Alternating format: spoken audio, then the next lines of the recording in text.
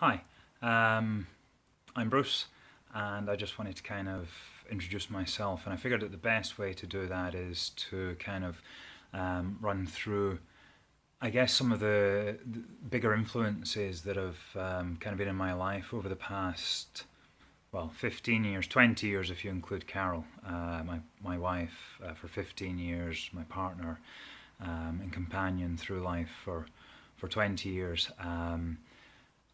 But yeah, we've been trying to figure out kind of different things to start my journal on this site for in paradigm shift, and I figured this was the best way to do it. I realize that when I do talk, I say a lot of and and such, and I'm just going to kind of go with it. I can't edit so well. I can't sometimes come up with the right words in time, and so I and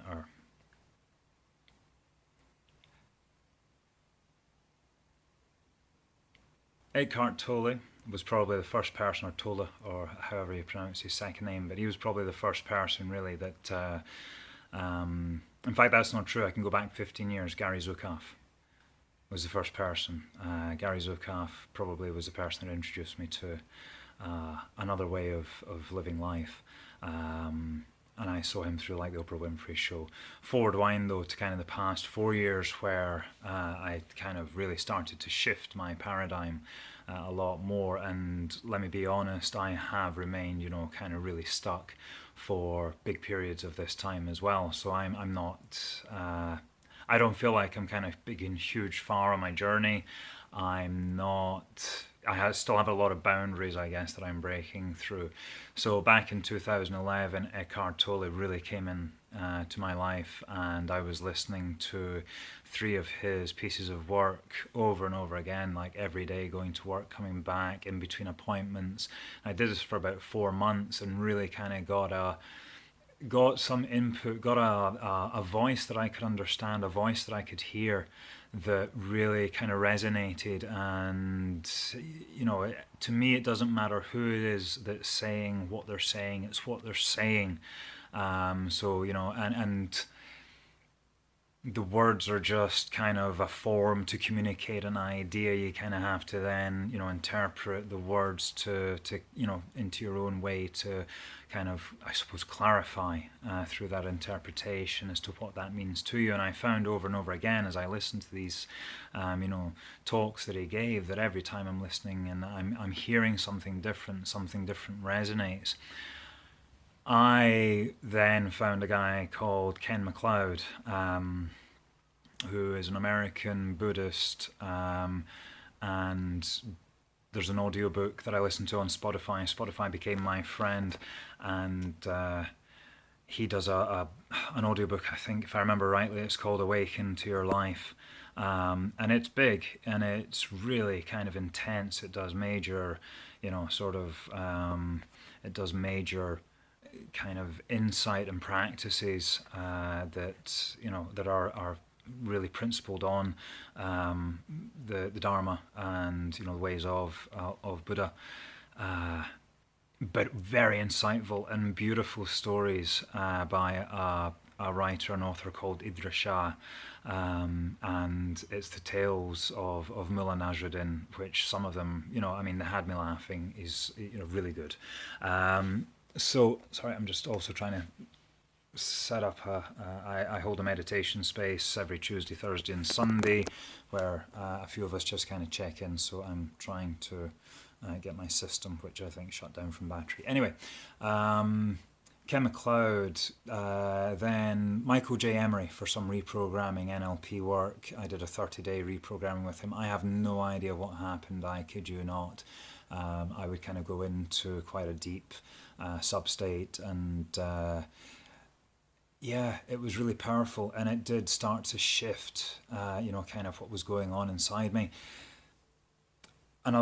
A British guy called Craig Beck, who has sort of 8 principles through which to live life, and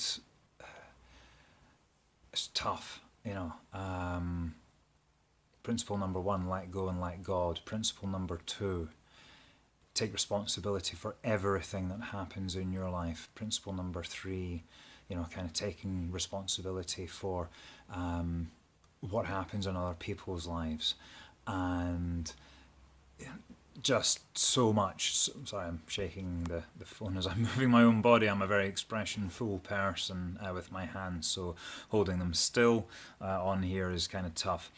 So yeah, Craig Beck just he doesn't pull his punches and has. I just found again it was quite tough. He was a rough ride in that regard, but I found him to be really kind of he cut into a lot of what I felt was good practice and good affirmation and good sort of progressive growth. Adyashanti, fantastic for meditation, just a beautiful guy. Matt Can, Bob Proctor, David Data, a lot of male influences, but guys that can hold deep masculine presence as well, and also understand how to hold that space for the sacred feminine, really, or the divine feminine and the sacred masculine, I think it is. Again, I suppose I work on a lot of principles from different topics. I don't have particular words, and identification is something that I work to try and let go of, I guess, somewhat. Although everything kind of needs a label to be able to, communicate the idea to somebody else so that they can understand it. Even Esther Hicks, Abram Hicks, combination, Anthony Robbins, just passionate people, directionful people. Brendan Culleton, I mean, what a real sort of motivator and inspiration. I wish I could journal like that, like you journal.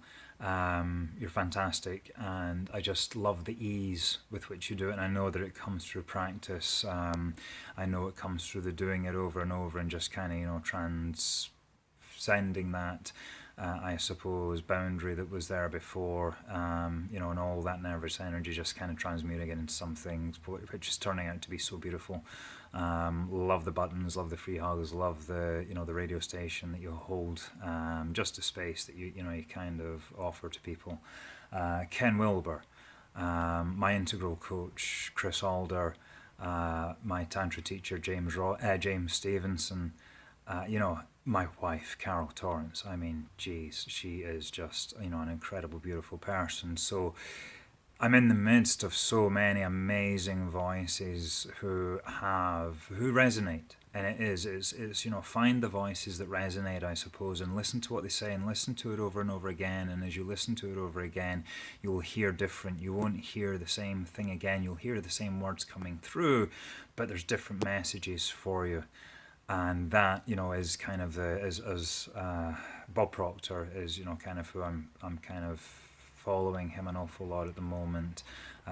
He really kind of sells the idea of studying and reading the book Think and Grow Rich by Napoleon Hill, a book written in sort of the early 20th century, I think through the late teens into the 30s, published in 1934, and a study of, I think, like the 100 most influential people in America at that time, just coming out the back of a depression or going through.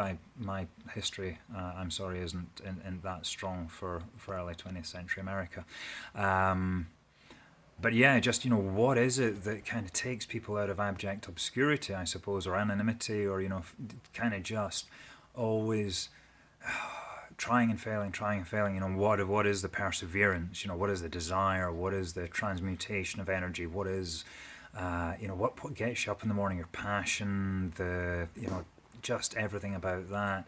And while the book's called Think and Grow Rich, I know that it was written kind of in the style of enterprise and entrepreneurship, but there is there are life lessons to be had from this book as well. And because it's been mentioned to me many times, and through these significant voices, I suppose, that I do want to listen to, I have picked up the book. I've bought the book. I went on Amazon, bought the book, and also As a Man Thinketh by James Allen. Again, another book that's come up a number of times through voices that I've heard.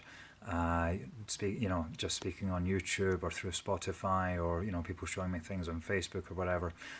So yeah, that's probably a rundown list of my influences, people that are kind of instrumental, influential in me shifting the paradigm, moving my, kind of set early years patterns, way of thinkings, and bringing them into a new space, a new opportunity for growth and authenticity. Just starting to feel that. Coming through and coming out in my expression.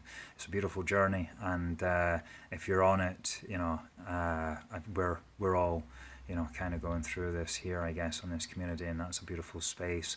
And if you haven't, yet started your journey, and you're kind of wondering how to shift life out of a place that you're not happy with into something that is so beautiful, then just get out there or get on there onto YouTube, onto Spotify, and just start listening to people who are talking about a different way of thinking, to life. It's a beautiful planet. It's a beautiful people out there. There is so much opportunity, and there's also a really harsh reality out there as well. There's different ways of perceiving it and moving it and influencing it and changing the paradigm. So yeah, shift on. Bye.